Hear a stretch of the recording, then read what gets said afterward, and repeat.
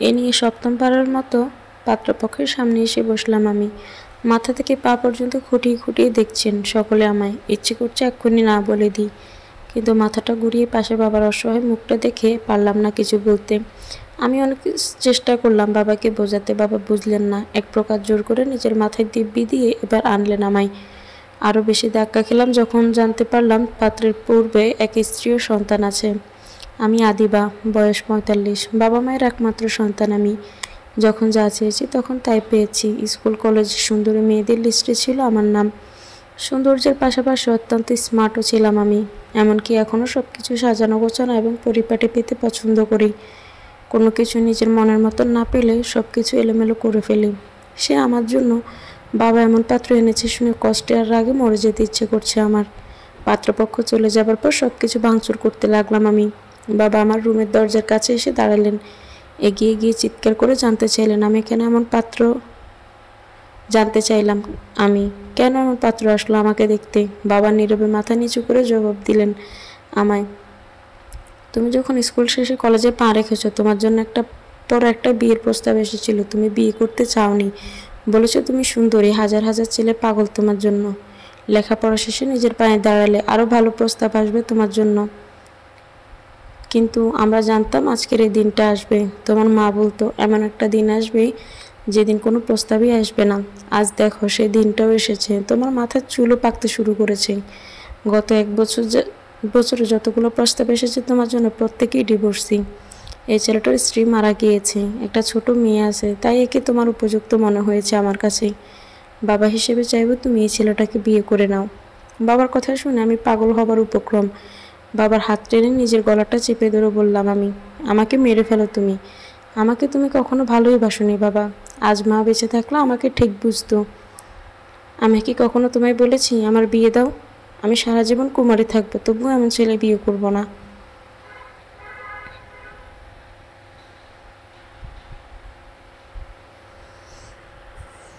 কথাটা চিৎকার করে বলে রেগে বাবাকে একটা ধাক্কা দিয়ে দূরে সরিয়ে দিলাম। বাবা আমার দিকে অসহায় দৃষ্টিতে তাকিয়ে আছে।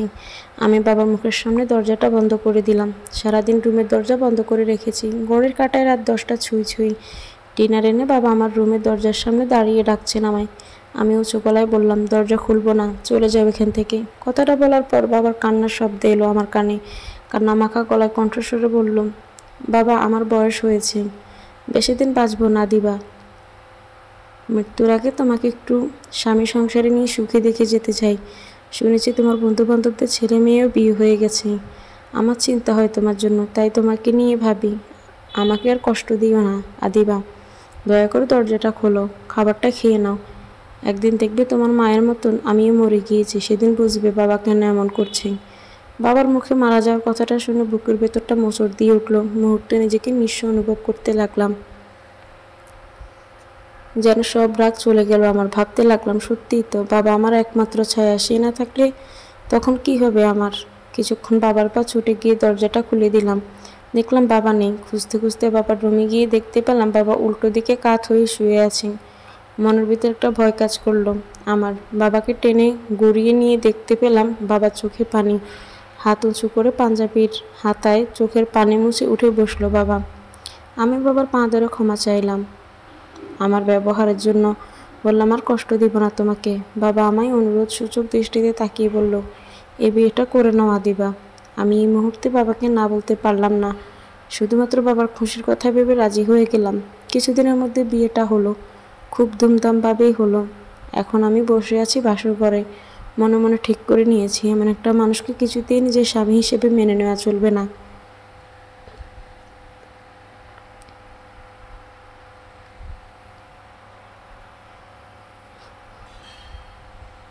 দরজা খোলার শব্দে উঠে দাঁড়ালাম আমি। উনি সামনে এসে দাঁড়ালেই বিছানা থেকে বালিশটা নিয়ে ছুঁড়ে মারলাম ওনার মুখের উপরে। উনি হতভম্ব হয়ে তাকালে ক্ষিপ্ত মেজাজে বললাম আমি, আপনি জানেন ঠিক সময়ে বিয়ে করলে আজ আপনার থেকে আমার হাজার গুণ স্মার্ট ছেলে আমার স্বামী হতো।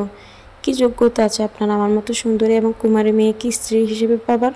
যান, বালিশ দিয়েছি, মেঝেতে বিছানা পেতে শুয়ে পড়ুন গিয়ে। আমি খাটে ঘুমাচ্ছি। নিজের কথাটা শেষ করে মুখ ঘুরিয়ে বিছানায় আসলাম। গহনাগুলো খুলে খাটের এক সাইডে লাইন দিয়ে সাজিয়ে রেখে অন্য সাইডটাতে শুয়ে পড়লাম আমি। ঘুমিয়ে আছি। ঘুমের মধ্যে কারো মৃদু গলার কণ্ঠস্বর শুনতে পেলাম আমি, যেন আমার নাম ধরে ডাকছে কেউ। আমি হালকা চোখ মেলতেই চোখে মুখে পানির ছিটা অনুভব করলাম। উঠে বসে চোখের সামনে মানুষটাকে দেখে দিলাম এক ধাক্কা। উনি ছিটকে গিয়ে নিচে পড়তে আমি দাঁড়িয়ে চিৎকার করলে বলে উঠলাম, কোন সাহসে আপনি আমার মুখে পানি ছিটা দিয়েছেন? আর বিছানার কাছেও বা এসেছেন কোন সাহসে?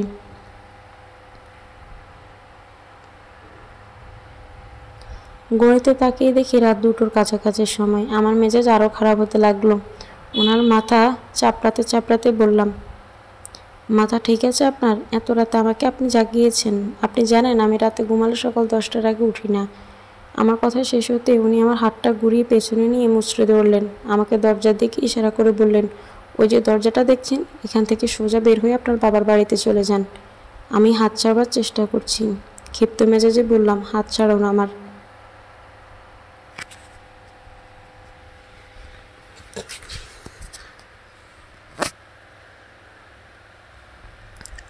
সকাল হলেই আমি চলে যাব। আপনার মতো একটা গুন্ডার সাথে থাকার কোনো ইচ্ছে আমার নেই। উনি আমাকে ঘুরিয়ে নিজের সামনে এনে বললেন, আয়নায় কখনো নিজেকে দেখেছেন? এত অহংকার কিসের আপনার? মাথায় চুল অর্ধেক পেকে গেছে, শরীরের চামড়া ভাঁজ হতে শুরু করেছে।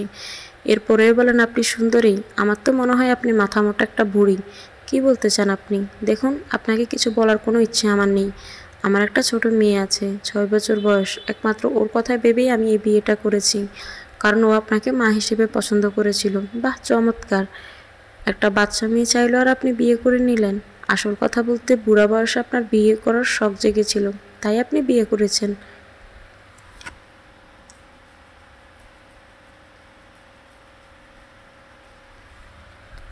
এখন জানতো আমাকে ঘুমোতে দিন। অসহ্য লাগছে আপনার কথা শুনতে আমার। আপনি কিন্তু বেশি বলছেন। আর কি বলেছিলেন যেন আমাকে? মেঝেতে ঘুমাতে? আমার ঘরে আমি কেন মেঝেতে ঘুমাবো? বেশ করেছি বলেছি। বিয়ে কেন করেছেন আমাকে? আপনি রাজি না হলে বিয়েটাই হতো না। বিয়ের আগে না বলে দিতে পারেননি? হ্যাঁ বলতাম, যদি জানতাম আপনি এত অসভ্য, তাহলে কিছুতেই আপনাকে বিয়ে করতাম না আমি। কি বললেন আপনি? আমি অসভ্য? আপনি কি, হ্যাঁ, একটা আনস্মার্ট ঝগড়ুটে গৃহভূত কোথাকার। আমি তো বিশ্বাসই করতে পারছি না যে আমার মতন একটা সুন্দর মেয়ে আপনার সাথে বিয়ে হয়েছে। এভাবে কথা কাটাকাটি আর ঝগড়া করে সারাটা রাত পার করে দিলাম। একে তো বিয়ের এমন ভারী সাজ, তার উপর সারাটা দিনের ভারী বাট্টার মধ্যে ক্লান্ত শরীর।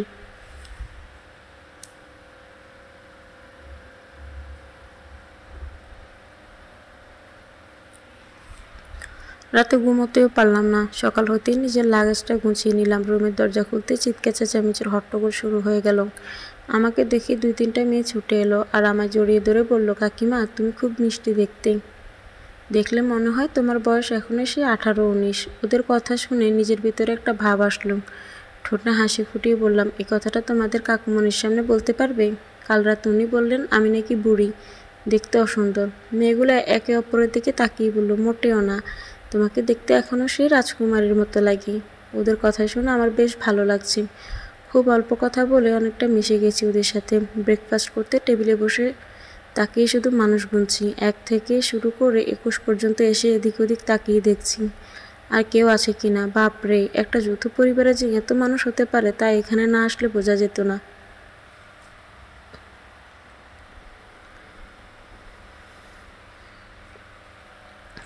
যাই হোক, বউভাতের অনুষ্ঠানটা শেষ হলেই আমি চলে যাব। এই বাড়িতে আর ফিরবো না। মনে মনে বাড়ি যাওয়ার কথা ভাবতে ভাবতে খাবার মুখে দিতে যাব। এমন সময় কোথা থেকে একটা বাচ্চা মেয়ে এসে পেছন থেকে আমায় দুটো চোখ টিপে ধরলো আর হেসে উঠে বলল, বলো তো আমি কে? আচমকা মেয়েটা আসা আর আমার চোখ টিপে ধরায় ব্যাপারটাতে আমার অস্বস্তি বোধ হতে লাগলো। আমি মেয়েটাকে মুহূর্তে ঘুরিয়ে সামনে টেনে কষিয়ে দিলাম গালে এক চড়। গালে হাত দিয়ে মেয়েটা আমার দিকে অসহায় দৃষ্টিতে তাকিয়ে আছে। সকলের দৃষ্টি আমার দিকে। আমি চিৎকার করে মেয়েটাকে আঙুল উঁচিয়ে শাসন করেছি। মেয়েটাকে বলেছি, আমি ভদ্রতা শিখোনি? তুমি কি আমাকে চেনো? কি মনে করে আমার চোখ টিপে ধরলে পেছন থেকে এসে? বেয়াদব মেয়ে, দেখছো না আমি খেতে বসেছি? কথাগুলো বলে মেয়েটাকে ধাক্কা দিয়ে দূরে সরিয়ে খেতে বসলাম। সকলের দৃষ্টি আমার দিকে। কেউ খাচ্ছে না। আমি খাওয়া শেষ করে উঠে নিজের রুমে এলাম। বিছানায় এসে বসতেই দেখলাম উনি ওয়াশরুম থেকে বের হয়েছে আর ওই বাচ্চা মেয়েটা দরজার কাছে এসে পাউরুটি হাতে দাঁড়িয়ে আছে।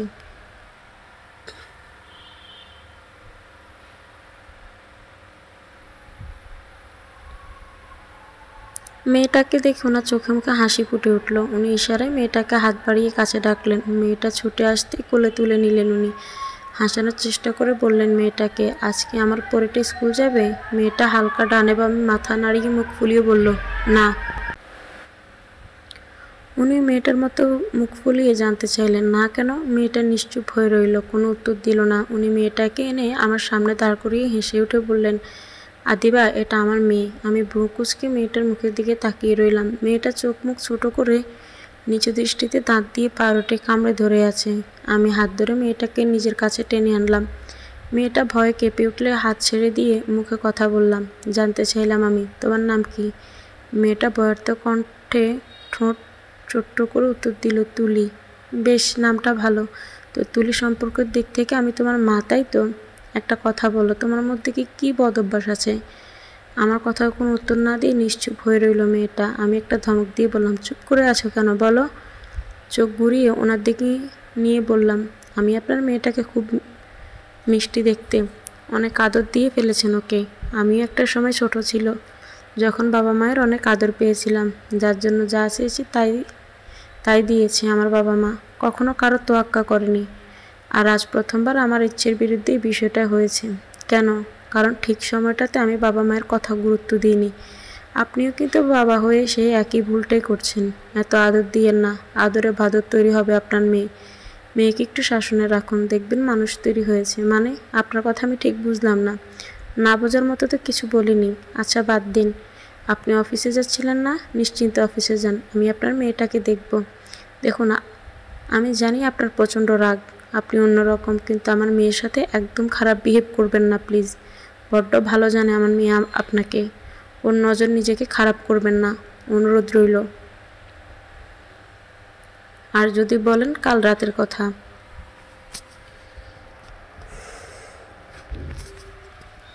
আপনার বিহেভ দেখে আমার জেদ উঠে গিয়েছিল, তার জন্য আপনার সাথে ওভাবে কথা বলেছি। আমি অফিসে যাচ্ছি, প্লিজ আমার মেয়েকে কষ্ট দিবেন না। আচ্ছা ঠিক আছে, আপনি অফিসে যান। উনি চলে গেলে মেয়েটাকে এক ধমক দিয়ে কাছে ডাকলাম। মেয়েটা এক পা দুপা করে কাছে আসলে টেনে বিছানায় বসালাম। আমার লাগেজটা খুলে যত রকমের মেকআপ কসমেটিক আছে দেখালাম। তারপর বললাম, সাজবে? মেয়েটা মাথা ঝাঁকিয়ে অর্থ বোঝালে দিলাম এক ধমক। তারপর মেয়েটা মাথা কাত করে হ্যাঁ অর্থ বোঝালো। আমি খুব সুন্দর করে মেয়েটাকে সাজিয়ে দিলাম, সাথে বললাম, চেহারার সৌন্দর্য ধরে রাখতে গেলে নিয়মিত মুখে ফেসিয়াল করতে হয়, আর শরীরের সৌন্দর্যের জন্য ডায়েট। আচ্ছা, তোমার ফেভারিট হিরোইন কে, যার অ্যাক্টিং তোমার ভালো লাগে? মেয়েটা থুতনিতে আঙুল দিয়ে একটু চিন্তা করে বলল, দীপিকা।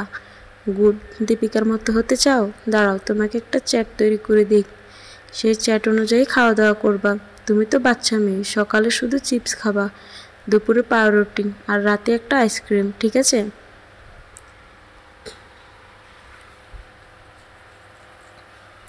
একদম দীপিকা হয়ে যাবা। আর শোনো, আমি যে চারটা করে দিয়েছি তোমাকে, সেটা কাউকে বলবে না, তোমার বাবাকেও না। মেয়েটা আহ্লাদি স্বরে বলল, এই শীতে আইসক্রিম বাবাই খেতে দেবে না? আরে দেবে, তোমার বাবাই তো তোমাকে খুব ভালোবাসে, কত মিষ্টি একটা মেয়ে তুমি। যদি না দেয় বুঝবে তোমাকে ভালোই বাসে না। আর ঠান্ডা লাগবে বোঝাতে আসলে ঘাড়ে উঠে বায়না করবা, কেমন? আচ্ছা। মেয়েটা কথা মতন দুপুরে একটা পাউরুটি খেলো, রাতে বায়না ধরলো ওনার কাছে আইসক্রিম খাবে। প্রথম মেয়েটাকে বোঝানোর চেষ্টা করলেন উনি, তারপর যখন কিছুতেই বোঝাতে পারলেন না, তখন কুয়াশা ঘেরা রাতে ছুটলো মেয়েটাকে নিয়ে আইসক্রিম আনতে।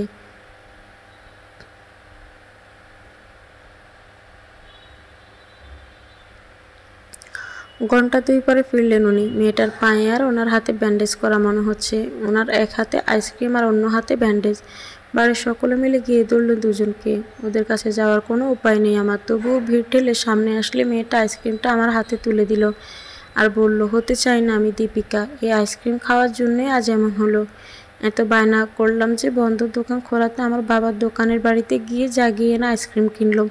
তারপর রাস্তায় এই পচা আঙ্কেলগুলো আমার বাবাইকে ভয় দেখালো, আমার মাম্মামের দেওয়া লকেটটা নিয়ে গেল। তুলি কি বলছো এসব? হ্যাঁ নতুন মা, এই আইসক্রিমটার জন্যই হয়েছে সব, আর খেতে চাইবো না আমি আইসক্রিম কখনো। এটার জন্যই এমন হয়েছে। পচা আঙ্কেলগুলো চাকু দিয়ে বাবাইয়ের হাত আর আমার পায়ে আঁচড় দিয়েছে। আমার জন্মদিনে মাম্মামের দেওয়া লকেটটাও নিয়ে গিয়েছে। আমি কিছু বলবো, উনি আমাকে কিচ্ছু বলতে দিলেন না, উঠে এসে হাত ধরে টেনে রুমে নিয়ে আসলেন। আমার লাগেজটা উঠিয়ে হাতে ধরিয়ে দিয়ে বললেন, এই মুহূর্তে বেরিয়ে যাবেন আমার বাড়ি থেকে। আমার মেয়েটার জন্য আপনাকে আমি বিয়ে করেছিলাম।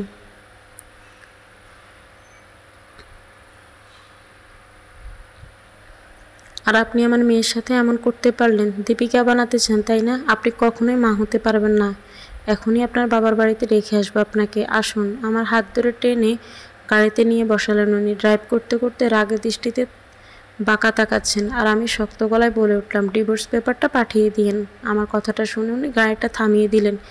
কিছুক্ষণ চুপ থেকে আবার ড্রাইভ মনোযোগ দিলেন। গাড়িটা আমার বাড়ির সামনে এসে দাঁড় করিয়ে নেমে ঘুরে এসে আমার হাত ধরে টেনে গাড়ি থেকে নামালেন। মেন ডোরের দরজাটা খোলা ছিল, ভেতরের সবগুলো লাইট বন্ধ। বাবার রুমে এসে দাঁড়ালেন। খেয়াল করলাম বাবা ঘুম। আমাকে দূরে রেখে উনি বাবার কাছে গেলেন। বাবাকে ডাকলেন, বাবা উঠল না। মাথার কাছে একটা চিঠি লেখা দেখতে পেয়ে উঠালেন উনি। আমার সামনে এসে চিঠিটা পড়তে শুরু করলেন। আদিবা মা, আমি জানি যতদিন আমি বেঁচে থাকবো তুই তোর বিবাহিত জীবনে সুখী হতে পারবি না। তোকে আমি চিনি, কিছু একটা করে চলে আসবি আমার কাছে, তাই আমি চলে যাচ্ছি। তুই তোর স্বামী সন্তান নিয়ে সুখে থাকিস। চিঠিটা পড়া শেষ করে ভালো থেকো আদিবা কথাটা বলে হুড়মুড় করে চলে গেলেন উনি। রাত এখন 1:30টার কাছাকাছি সময়। বাবা নেই, এটা যেন আমার বিশ্বাসই হচ্ছে না। তাকিয়ে দেখতে পেলাম বাবার হাতের মুঠোয় ঘুমের ওষুধের শিশিটা। একদম স্তব্ধ হয়ে রইলাম আমি, যেন আমার পায়ের নিচ থেকে মাটি সরে যাচ্ছে। আবারও ভয় করছে, কারণ এই মুহূর্তে আমার সামনে বাবার লাশ। এত রাতে আমি কি করব? কাকে ডাকবো? কখনো তো কারোর সাথে মিশিনি, কোনো প্রতিবেশীদের সাথেও তেমন কথা বলিনি। কোথায় যাব, কি করব, এসব ভাবতে ভাবতেই বাবার দিকে অগ্রসর হলাম।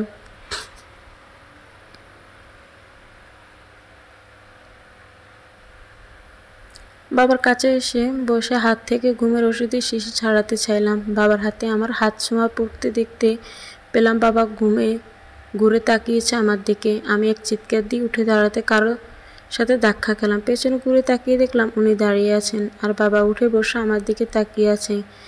আমি চিৎকার জোরে খিঁচে চোখ বন্ধ করে বললাম, ভূত ভূত। উনি আমার মুখটা চেপে ধরলেন। আমি থামলে উনি হাসতে শুরু করে দিলেন।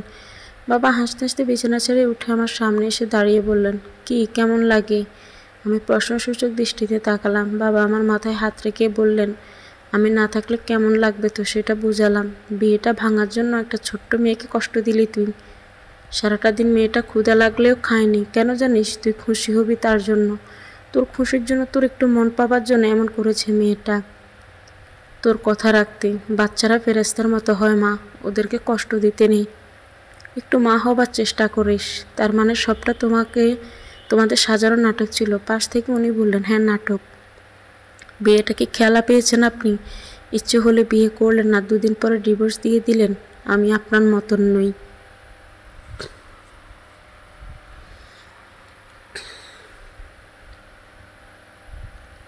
তাই এটা আমার সাথে যায় না। আমার মেয়ে আপনাকে মা হিসেবে চেয়েছে, আর যেহেতু আমাদের বিয়েটা হয়েছে সেহেতু আপনি ওর মা। এটা আপনি যত দ্রুত সম্ভব মেনে নিতে শিখুন। আপনার কাছে আমি গোয়া ক্ষেত যেমনই হই না কেন, আমি আপনার স্বামী। আপনার কি মনে হয় বিয়ে করে আমাকে আপনি দয়া করেছেন? এতই যদি সুন্দরী হন তাহলে এতদিন কেন বিয়ে করেননি? আজ আপনি আমার স্ত্রী, সেটা মানেন আর না মানেন, সত্য কখনো মিথ্যা হয়ে যাবে না। একটা কথা মনে রাখবেন, আপনার বিয়ে আমার সাথে হয়েছে মানে স্রষ্টার নির্দেশেই হয়েছে। স্রষ্টা চেয়েছেন আপনি আমার স্ত্রী হন, তাই হয়েছেন। আপনার নিয়তিতে লেখা ছিল আমার স্ত্রী হবেন, এজন্য আপনার বিয়ে হয়নি এতদিন।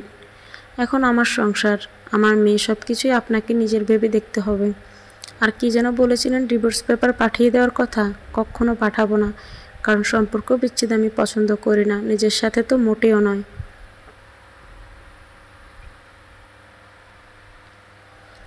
কথাগুলো একদমই বলে নিঃশ্বাস ফেলে ঘুরে দাঁড়ালেন উনি। হালকা ঘাড় ঘুরিয়ে একপাশ হয়ে আমাকে বললেন, আপনি কি যাবেন, নাকি আপনাকে উঠিয়ে কোলে করে নিয়ে যাব আমি? আমি মাথাটা উপর নিচ নাড়িয়ে হাতের ইশারায় চলুন বলে এগোলাম সামনে। উনি এসে আমার হাতটা ধরে বসলেন। আমি কৌতূহল নিয়ে ওনার দিকে তাকালেই উনি বললেন, স্বামী হয়ে আমি আপনার, এখন বলবেন না আপনার হাত ধরার অধিকার আমার নেই?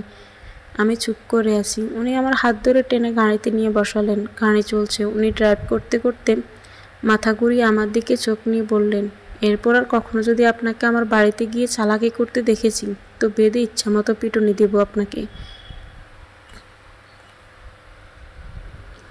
কি বললেন আপনি? অনেকক্ষণ ধরে আপনার অনেক কথা শুনছি, আমার গায়ে হাত তুলবেন আপনি? এতই যদি স্বামীর অধিকার ফলাতে চান তাহলে স্ত্রীর গায়ে হাত তোলার কথা ভাবেন কি করে? আপনাকে সোজা রাস্তায় আনতে যা করতে হয় আমি তাই করব। হয়েছে হয়েছে, আপনি মানুষ না বুঝলেন, আপনি একটা আস্ত জঙ্গলি। এখন চোখটা একটু সামনের দিকে রেখে ড্রাইভ করুন। আপনার অসাবধানতার জন্য আমি অকালে মরতে চাই না। কিছুক্ষণ চুপ থেকে গাড়িটা যখন বাড়ির কাছাকাছি চলে এসেছে তখন বললেন উনি, দেখুন আমার বাড়িতে 23 জন মেম্বার, প্রত্যেকেই আমরা মিলেমিশে থাকি। এমন কিছু করবেন না যেন আমার পরিবারের ফাটল ধরে। কি বলতে চান আপনি? আপনার বাড়িতে গিয়ে আমি একজনের সাথে অন্যজনের ফাটল ধরাবো? তাহলে নিচ্ছেন কেন আমাকে? এখানে নামিয়ে দিয়ে যান, আমি বাবার কাছে চলে যাই। উনি নিশ্চুপ হয়ে রইলেন। গাড়িটা এসে বাড়ির সামনে দাঁড়ালো। আমি নামলেই ছুটে এসে বাচ্চা মেয়েটা আমাকে জড়িয়ে ধরলো। আমাকে নিচু হতে বলে গালে একটা চুমু দিয়ে বলল, আমি জানতাম তুমি ঠিক চলে আসবে নতুন মা। মেয়েটার মুখের দিকে তাকিয়ে আমি হা হয়ে আছি। এত কিছু করার পরও মেয়েটা আমাকে এত ভালোবাসে, অথচ সকালে মেয়েটার গালে চড় মারলাম। আমি দেখতে পেলাম গালটা এখনও লাল হয়ে আছে। নিজের অজান্তেই আমার হাতটা মেয়েটার গালের উপর চলে গেল। আলতো হাত বুলিয়ে আমি একটি চুমু এঁকে দিলাম মেয়েটার গালে।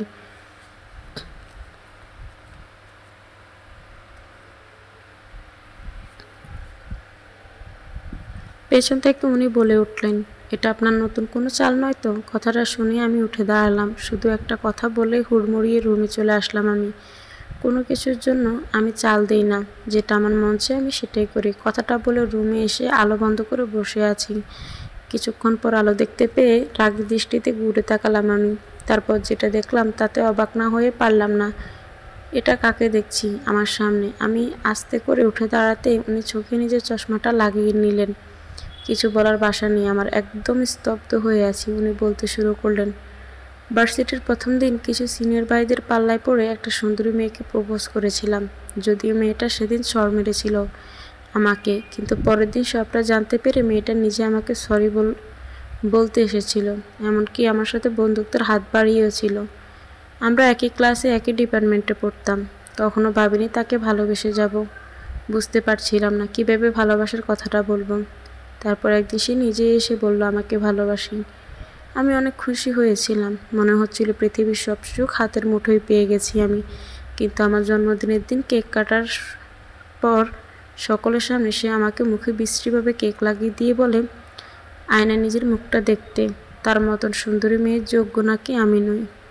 টাইম পাস করতে সে আমায় ভালোবাসা নিয়ে খেলেছে। তাকে অনেক বোঝানোর চেষ্টা করেছিলাম, সে বোঝেনি। লজ্জায় ঘৃণায় মরে যেতে ইচ্ছে করেছিল আমার, তবুও ভাসিত পারেনি। চেষ্টা করেছি অনেক তাকে ফিরিয়ে আনার। আমি অনেক কেঁদেছি আদিবা। 4টা বছর একই ভার্সিটিতে পড়েছি আমরা। অনেক অপমান করতো সে আমাকে। আমি শুধু তাকে বোঝাতাম সে ভুল করছে, আর সেটাকেও নাটক বলে আমার সকলের সামনে সে অপমান করত। রোজ রাতে তার কথা ভেবে আমার বিছানায় বালিশ বেচত আদিবা। আমার ভালোবাসাটা নাটক ছিল না। এত কিছু পরে স্রষ্টার কাছে চাইতাম সে যেমনই হোক যেন আমি তাকে পাই। জব পাবার সাথে সাথে বাবা মায়ের কথায় বিয়ে করে নিই। আমি চাইনি বাবা মাকে কষ্ট দিতে। আমার বউ অনেক ভালোবেসেছিল আমায়, কিন্তু আমি কখনো তাকে ভালোবাসতে পারিনি। আমার মনে যে আমার প্রথম প্রেম ছিল।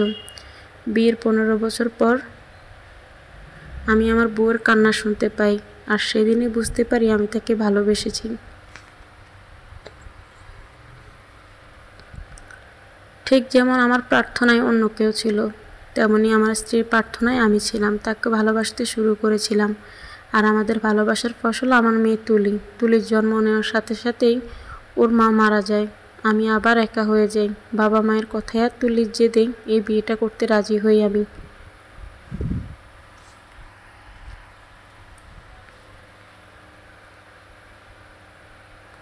কিন্তু আমি জানতাম না সেই মেয়েটার সাথে আমার বিয়ে হবে। তুলির মা মারা যাওয়ার পর থেকে নিজের যত্ন নেওয়াই ভুলে গেছি আমি। বয়সের ছাপও পড়তে শুরু করেছে শরীরে। আস্তে করে নাম নিয়ে ছোট্ট করে বললাম আমি, আবির। সরি আবির, আমাকে বলতে দাও আদিবা। মেয়েটাকে আমি এখনও ভালোবাসি, ও যেমনই হোক। এখন তো আমার স্ত্রী। আমিও তোমাকে ভালোবেসেছিলাম আবির। তোমাকে ভালোবেসে আমি আমার পুরো যৌবনটা শেষ করে দিয়েছি, কিন্তু বিয়ে করিনি। এই তাকিয়ে দেখো আমার সেই রূপ, সেই যৌবন এখনও কিছুই নেই। মাথার চুলও পাকতে শুরু করেছে। তুমি বিয়ে করেছো, একটা সন্তানও আছে, আর আমি অপেক্ষা করতে করতে আজ আমার এই অবস্থা। সকলের কাছে আমি অহংকারী, কিন্তু সময়ের কাছে আমি বড় ক্লান্ত। আবির, অভিনয় করেছি আমি বাবা মায়ের সাথে, গোটা পৃথিবীর কাছে খুঁজেছি আমি তোমাকে, অনেক, কোথাও পাইনি, কাউকে বলতে পারিনি। তোমাকে কষ্ট দিতে দিতে কীভাবে যে তোমার প্রতি মায়া তৈরি হলো মনের মধ্যে, তা বুঝতেই পারলাম না। ভালোবেসে ফেলেছিলাম তোমাকে আমি, পাগলের মতো সবখানে খুঁজেছিলাম। বেশি খারাপ আমার তখন লাগতো যখন তোমাকে করা অপমানগুলো মনে পড়তো। তবু আমার প্রার্থনায় থাকতো তুমি যেখানেই থাকো সুখী হও, তোমার বিয়ে হোক, আমাকে ভুলে যাও তুমি, আমি তোমার জন্য প্রাপ্য নই। বিশ্বাস হচ্ছে না আমার কথা। হবে কি করে? এতটা অন্যায় করেছি আমি তোমার সাথে, তারপর তো আমাকে ক্ষমা না করারই কথা। ঠিক আছে, কাল সকাল হলে আমি বাবার কাছে চলে যাব। তুমি খুব ভালো, এত ভালো একজন মানুষের স্ত্রী হবার যোগ্য আমি নই। বাকিটা জীবন দূর থেকে তোমাকে ভালোবেসে কাটিয়ে দিব। তবে আমার দুর্ভাগ্য একটাই, যাকে এতটা ভালোবাসলাম, যার জন্য এতগুলো বছর ধরে অপেক্ষা করলাম, তাকে ফিরে পাবো না জেনেও সে আজ আমারই স্বামী। মাথায় পাগড়ি, চোখে চশমার পেছনে লুকিয়ে থাকা মানুষটা যে সেই মানুষটা হবে আমি বুঝতে পারিনি। আজ আমি চাইলেও হয়তো এই মানুষটা আমাকে ক্ষমা করবে না, আমাকে একটুও ভালোবাসবে না। চুপ করো আদিবা, আমাকে আর দুর্বল করে দিও না। কষ্ট হচ্ছে আমার এই কথাগুলো শুনে। তুমি আবারও অভিনয় করছো, তাই না? এমন কেন করো তুমি? কাউকে কষ্ট দিয়ে তুমি কীভাবে সুখী হও? আমার কথা তোমার কাছে অভিনয় লাগছে? আমার কষ্ট তোমাকে আঘাত করছে না? কই, আমি তো তোমার কষ্টগুলো অনুভব করি আবির। তুমি কি বুঝতে পারছো না? আজ আমি সত্যি বলছি, ভালোবাসি তোমাকে। 4টা বছর তোমাকে আমি ভালোবাসার মানে বুঝিয়েছি, কখনো বুঝেছো তুমি? শেষ দিনটা পর্যন্ত তুমি আমায় অপমান আর কষ্ট দিয়েছ।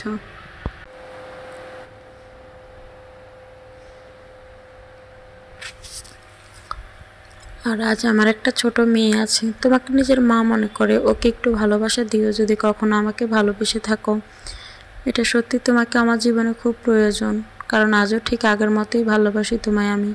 কিন্তু তুমি ভাসো না, তোমার মনের ভিতরে শুধুই অভিনয় আছে। আবারও চলে যেতে চাও, তাই না? এই জন্যই এসব বলছো। হ্যাঁ, চলেই যাব। তুমি যদি আমার কথা বিশ্বাস না করো তাহলে চলেই যাব। তবে একা যাব না, তোমার মেয়েকে সঙ্গ করে নিয়ে যাব। আমি আর তোমার জন্য একাকিত্ব জীবন কাটাতে পারবো না। আদিব, এবার তুমি চুপ করো। তুলির নাম ধরে কয়েকটা ডাক দিলাম আমি। তুলি, কোথায় তুমি তুলি? তুলি আমার ডাক শোনা মাত্রই ছুটে এলো। ওকে কোলে তুলে নিয়ে বললাম আমি। আচ্ছা তুলি, আমি কি খুব খারাপ? তুলি একটু চুপ থেকে ভেবে বলল, না তো নতুন মা, তোমাকে কি কেউ খারাপ বলেছে?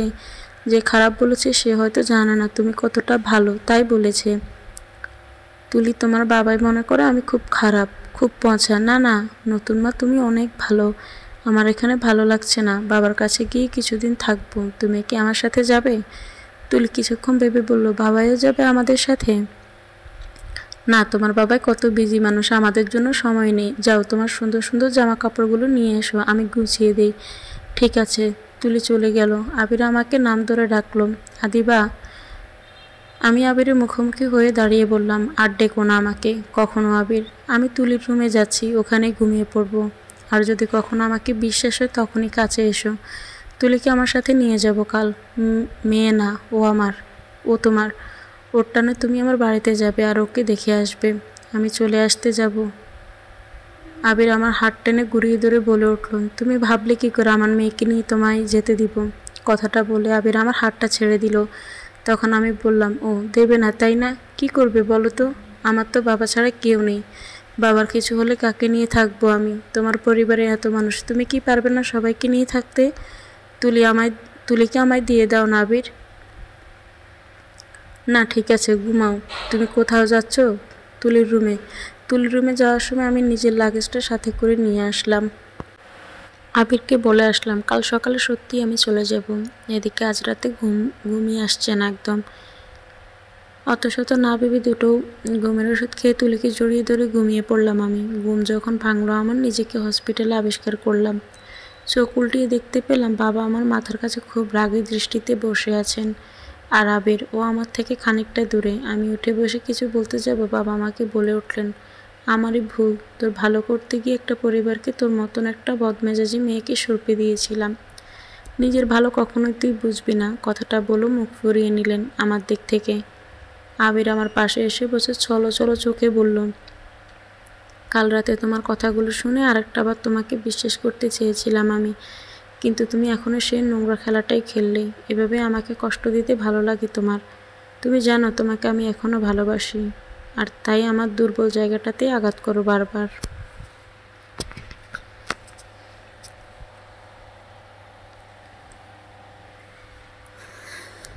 নিজে জিতবে বলে আবিরের কথার কোনো অর্থ বুঝতে পারলাম না। আবিরের কাছে আমি জানতে চাইলাম, কি বলছো এসব? আমি কিছুই বুঝতে পারছি না। হসপিটালে আমি কিভাবে আসলাম আবির? আবির উঠে দাঁড়িয়ে উল্টো ঘুরে বলল, নাটক বন্ধ করা দিবা। কিচ্ছু বুঝতে পারছো না তাই না? সকালে যখন তোমার মাথার কাছে ঘুমের ওষুধের পাতাটা দেখতে পেলাম আমি, কি অবস্থা হয়েছিল আমার বুঝতে পারছো? ভেবেছিলাম এবার হয়তো তোমাকে আমি সারা জীবনের জন্য হারিয়ে ফেললাম, কিন্তু না, তোমাকে তো জিততে হবে। মন ভাঙার খেলার কত খেলবে আদিবা? হসপিটালে না আনলে আমরা হয়তো জানতেই পারতাম না তুমি দুটো ঘুমের ওষুধ খেয়েছ, বাকি ওষুধগুলো নিশ্চয়ই ফেলে দিয়েছ। আবিরের বলা কথাগুলো শুনে এতক্ষণও বুঝলাম আমি কি করেছি আমি, কিন্তু সামান্য একটা বিষয় এত বড় করে দেখার কি আছে? আবিরকে বললাম, আমি সামান্য একটা বিষয়, রাতে ঘুম না আসলে মাঝে মাঝে ওষুধ খাই আমি। কাল রাতে তোমার কথা ভেবে ঘুম হচ্ছিল না আমার, অনেক টেনশনে ছিলাম, তাই দুটো খেয়েছি ওষুধ। ভুল করেছি আমি? এটাও নাটক মনে হলো তোমার? আচ্ছা আমি সবসময় তুমি সত্যি বলো তাই না? এতই বলো বলো ভালোবাসো, আমি কষ্ট দিই তোমায়। তুমি কি কষ্ট দাও না আমায়? আমার এতগুলো বছরের কষ্ট সব একান্তই আমার, তুমি দেখোনি তাই ওগুলো মিথ্যে। আমার থেকে সুখী তো তুমি হয়েছ, বিয়ে করেছো, একটা মেয়েও হয়েছে তোমার, আর আমি তোমার জন্য অপেক্ষা করতে করতে, তোমাকে ভালোবাসতে বাসতে আমার মাথার চুলও পাকিয়ে ফেলছি। সকলের কাছে এখন আমি অহংকারে জেদি বদমেজাজি, আর কাউকে কিচ্ছু বোঝানোর নেই আমার। তোমার যা ভাবতে হয় ভাবো, বাবাকে বললাম। তোমাকেও আর কিছু বোঝাতে চাই না আমি। আবিরের সাথে তুমি আমাকে ভুল বুঝছো।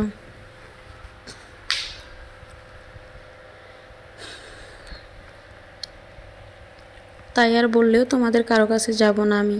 কষ্ট দিয়েছো তোমরা আমাকে, এখন আবিরের মতো তুমিও বলো বাবা এটা আমার নাটক। কাউকে আর কিচ্ছু বলার প্রয়োজন মনে করি না আমি, যতটুকু বোঝানোর বলার তা আমার হয়ে গেছে। উঠে দাঁড়ালাম আমি, দুজনকে একটা বার ভালোভাবে দেখে নিয়ে হসপিটাল থেকে মুহূর্তে ছুটে বেরিয়ে আসলাম।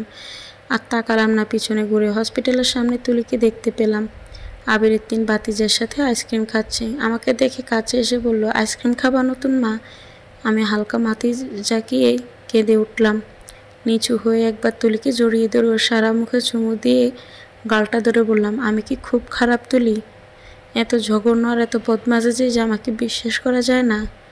তুলি ওর আইসক্রিমটা ভেজা ঠান্ডা হাতে আমার চোখের পানি মুছিয়ে দিয়ে বলল, কেঁদো না তুমি নতুন মা, তুমি অনেক ভালো। পেছন থেকে আবিরের কণ্ঠ শুনতে পেয়ে তুলিকে ছেড়ে দিলাম।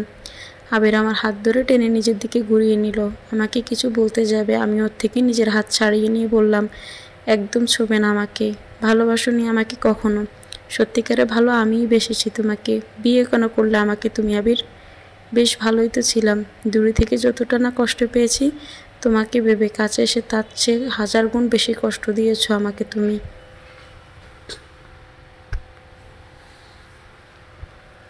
নিজেকে খুব মহান মনে করো তাই না? হ্যাঁ আমি খারাপ, তাই খারাপ হয়েই থাকি। আসল কথা কি সেটাও জানি। তুমি আর আমাকে ভালোবাসো না, তুলির জন্য আমাকে তোমার প্রয়োজন। তুলি ভালোবাসে আমায়। আদিবা চুপ করো। আবির আর কিচ্ছু বলল না। কাল রাত থেকে অনেক কষ্ট দিচ্ছ আমায় তুমি। আমার কথা শেষ না হতে আচমকা আবির আমার মাথাটা ঝাপটে ধরল নিজের বুকের মাঝে। আমি নিথর হয়ে আছি, দু চোখ বেয়ে পানি পড়ছে, কোনো কথা বলছি না। আবিরকে স্পর্শ করিনি। আমাকে ছেড়ে দিতেই আমি নিজের মুখটা ঘুরিয়ে নিলাম। আবির আমার থুতনিটা ধরে নিচের দিকে মুখটা ঘুরিয়ে চোখে চোখ রেখে বলল, সরি। কিসের জন্য? তোমাকে কষ্ট দেওয়ার জন্য, ভুল বোঝার জন্য। আমি আবিরের শার্টের কলারটা হাতের আঙুলে পেঁচিয়ে টেনে ধরে বললাম, আমাকে বিশ্বাস করো না, ভালোই বাসো না সে আগের মতন। আবির হালকা মাথা নাড়িয়ে বলল, বাসবো, একটা সুযোগ দাও আমাকে। দেব বলে আবিরকে জড়িয়ে ধরলাম। আর এই মুহূর্তে থেকে আবিরের মেয়ে আর ওর এত বড় সংসার সব আমার হয়ে গেল। সত্যি নিয়তি আজ আমার সাথে, তাই আবারও একবার সুযোগ পেয়েছি। নিয়তিতে না থাকলে দুজন ভালোবাসার মানুষ এত বছর পর মিলতে পারতো না। সত্যিকারের ভালোবাসা কখনো হারায় না, সময় বেঁধে ফিরে আসে।